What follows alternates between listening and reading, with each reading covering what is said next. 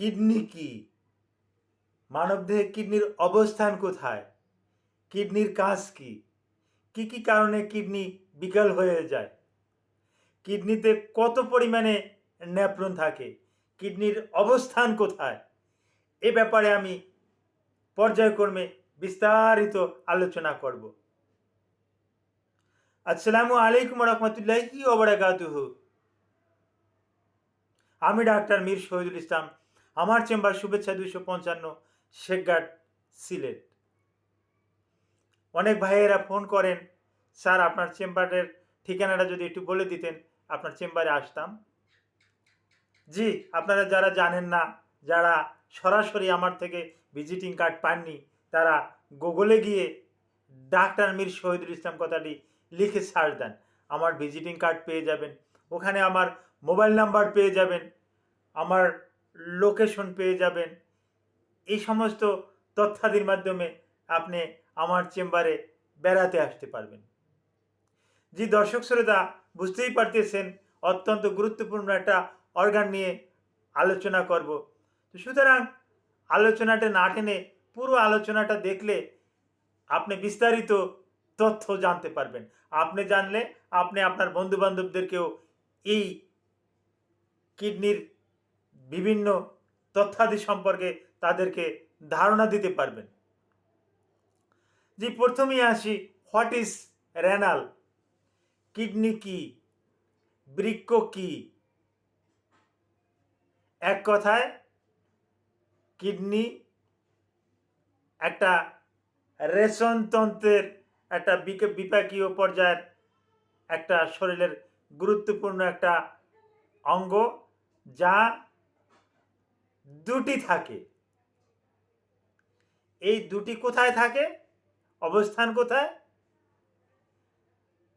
এক কথায় আমি আপনাদের সহজে বলতেছি, আমাদের যে নাভি আছে, এই যে নাভি ঠিক দুপাশে, নাভির বিপরীত পাশে, দুপাশে, পিছন দিকে কিডনির অবস্থান, যা ওখান থেকে ইউরেটারের মাধ্যমে ইউরিনারি ব্লাডারে যায়, ইউরিনারি ব্লাডার থেকে ইউরেথ্রা হইয়া ইউরিন পাস করে। এটা একটা কাজ। আর কিডনির আর একটা বড় ধরনের কাজ, আপনার আমার শরীরের যে রক্ত আছে, এই রক্তটা 24 ঘন্টায় 40 বার ফিল্টার করে। একই রক্ত 40 বার ফিল্টার করে। তাহলে আপনারা আমার যদি মনে করেন 6 কেজি রক্ত থাকে, 424, অর্থাৎ মোট 240 কেজি রক্ত কিন্তু ফিল্টার করে। অত্যন্ত গুরুত্বপূর্ণ অর্গান। এই কিডনিতে সৃষ্টিকর্তা প্রদত্ত একবারই অনেক রকমের অর্গান দিয়েছেন, অনেক রকমের এর ভিতরে নেফ্রন দিয়েছেন। এটাকে সৃষ্টিকর্তা একবারেই নেফ্রন দিয়েই সৃষ্টি করেছেন। ধারণা করা হয় এক একটা কিডনিতে, এক একটা রেনালে, এক একটা বৃক্কে নেফ্রনের পরিমাণ 12 লক্ষের উপরে। এই কিডনি আস্তে আস্তে করে বিকল হয়ে যায়। যখন এই কিডনি বিকল হয়ে যায়, তখন অর্থাৎ 70% যখন বিকল হয়ে যায়, তখন পর্যন্ত রুগীরা জানে না যে তাদের কিডনিতে সমস্যা আছে। 70%-এর পরে যখন বিকল হওয়া শুরু করে, তখন কিছু লক্ষণ প্রকাশ পায়। ওই লক্ষণগুলো নিয়ে আমাদের কাছে আসে। আমরা তখন বেশ কিছু পরীক্ষা নিরীক্ষা দেই, সিরাম ক্রিয়েটিনিন দেই, আলট্রাসোনোগ্রাফি দেই, সিরাম ইউরিয়া দেই, বান দেই। এগুলো দিয়ে পরীক্ষা করে তখন আসে দেখি যে না, কিডনি দিয়ে আগের থেকে অনেকটা বিকল হয়ে গেছে, কিডনিতে রোগে দেখা দিছে। বিভিন্ন রোগ হতে পারে, এমনকি কিডনিতে হাইড্রোনেফ্রোসিস হতে পারে, কিডনিতে স্টোন হতে পারে, কিডনির নেফ্রনগুলা ড্যামেজ হয়ে যেতে পারে, আরও অনেক অনেক সমস্যা হতে পারে, এগুলো নিয়ে আলোচনা আর একটা দিন করব। ওই পাইলোনেফ্রাইটিস নিয়ে আর একটা দিন আলোচনা করব, রেনাল স্টোন নিয়ে আবার আর একটা দিন আলোচনা করব। তাহলে ছোট ছোট আকারের ভিডিওগুলো আপনাদের দেখতে সুবিধা হবে। তো এই কিডনি, অনেকের ধারণা যে আমি যদি একটু পানি বেশি খাই তাহলে কিডনিটা ভালো থাকবে। এটা সম্পূর্ণ একটা ভুল ধারণা। আপনি পিপাসা লাগবে, পানি খাবেন, আপনি পেশাব করবেন। আপনি যদি দেখেন পেশাবটা একটু লাল লাল হয়ে গেছে বা একটু হলুদ আকার হয়ে গেছে, লাল লাল হয় না, হলুদ হয়, তখন মনে করবেন যে আপনার পানি খাওয়াটা কম হয়েছে, তখন আপনি একটু পানি খাওয়া বাড়িয়ে দিতে পারেন। এছাড়া এক্সেস যে আমি লিটারে লিটারে পানি খাবো আর করবো না, এখান থেকে কিডনিটা আরও ড্যামেজ হয়ে যেতে পারে, হাইড্রোনেফ্রোসিস হতে পারে। তো কিডনিতে যে সমস্ত সমস্যাগুলো নিয়ে আমাদের কাছে রুগীরা আসে, তার ভিতরে কোমরে ব্যথা, প্রচণ্ড কোমরে ব্যথা, বমি বমি ভাব, লক্ষণগুলো বলতে আছি, বমি বমি ভাব, বমি করে, ইডিমা অর্থাৎ হাত পায়ে পানি আসা, পা ফুলে যাওয়া, রেনাল এলাকায় চাপ দিলে, কিডনি এলাকাতে এভাবে চাপ দিলে আমরা দেখি, চাপ দিয়ে দেখি সেখানে প্রচণ্ড ব্যথা করা, মুভিং করতে, এভাবে নড়াচড়া করতে তাদেরকে কষ্ট হওয়া, পেশাবের পরিমাণটা কমে যাওয়া, সঠিক মাত্রায় পেশাবটা হয় না, নাক মুখ ফুলে যাওয়া, চোখ টোক ফুলে যাওয়া, এরকমের লক্ষণগুলো নিয়েই কিন্তু আমাদের কাছে রোগীরা কিন্তু আসে। এরপরে আমরা কিছু পরীক্ষা নিরীক্ষা দিয়ে শনাক্ত করার পর তখন তার ট্রিটমেন্ট শুরু করে দেই।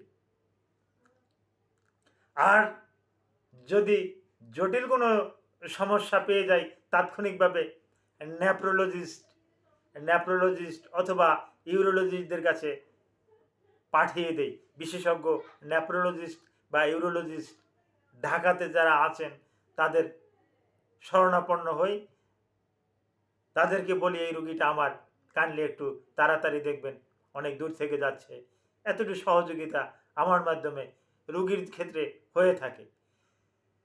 তো এই কিডনি সৃষ্টিকর্তা প্রদত্ত অসীম নেয়ামত।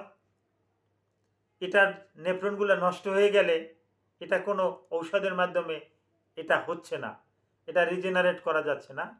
আর কিডনি অনেকে জানতে চেয়েছেন, আমাকে প্রশ্ন করছেন, এক একটা কিডনির ওজন কত বড়, সাইজ কত বড়? না, সাইজ তত একটা বড় না, এটা ওই সিমের বিচির মতো। এটা যে সিম আছে না, এই সিমের বিচির থেকে আকারে একটু বড়। এটা মেজারমেন্টে আমরা সাধারণত আলট্রাসোনোগ্রাফির মেজারমেন্টে বা আমরা সরাসরি যখন দেখি অ্যানাটমিতে, তখন এটা 8 থেকে 9 মিলিমিটার। এটার মেজারমেন্ট 8 থেকে 9 মিলিমিটার। যদি কারো আবার 10 মিলিমিটারেও পাই, 10 মিলিমিটারের বেশি যদি আবার কারো পাই, তাহলে এটাকে আবার রেনাল মেগালি বলি, অর্থাৎ কিডনি বড় হয়ে যাওয়া। এখানে হাইড্রোনেফ্রোসিসের কারণে, বিভিন্ন কারণে বড় হয়ে যেতে পারে। তো কিডনি এমন একটা সৃষ্টিকর্তা প্রদত্ত, এ সবসময়ের জন্যই কিন্তু আপনাকে কিন্তু দিয়েই যাচ্ছে, আপনার রক্তটা কিন্তু পরিষ্কার করে যাচ্ছে। এটা করছে আপনার যে পানি খাচ্ছেন, এই পানিটা কিন্তু নেফ্রনের মাধ্যমে ফিল্টার করে ইউরেথ্রা দিয়ে, ইউরেটর দিয়ে ইউরিনারি ব্লাডারে যায়, ইউরিনারি ব্লাডার থেকে ইউরেথ্রার মাধ্যমে আপনার কিন্তু এটা কিন্তু অপসারণ হয়।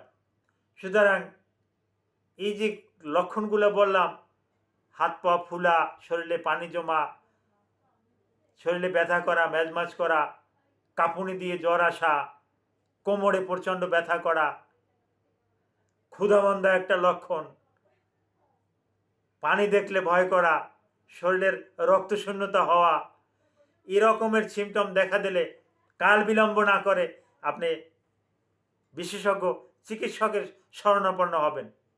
উনি যদি পরীক্ষা নিরীক্ষার মাধ্যমে দেখে যে না, নর্মাল কোনো সমস্যা, উনিই চিকিৎসা দেবেন। আর জটিল কোনো সমস্যা পেলে উনি আপনাকে রাখতে যাবেন না, উনি আপনাকে নেফ্রোলজিস্টদের কাছে পাঠিয়ে দেবেন। তো কিডনি সংক্রান্ত আরও যদি কোনো তথ্য আপনাদের জানার ইচ্ছে থাকে, আপনি এই ভিডিওর কমেন্ট বক্সে কমেন্ট করবেন, আমি আপনাদেরকে জানিয়ে দেব। Thank you all.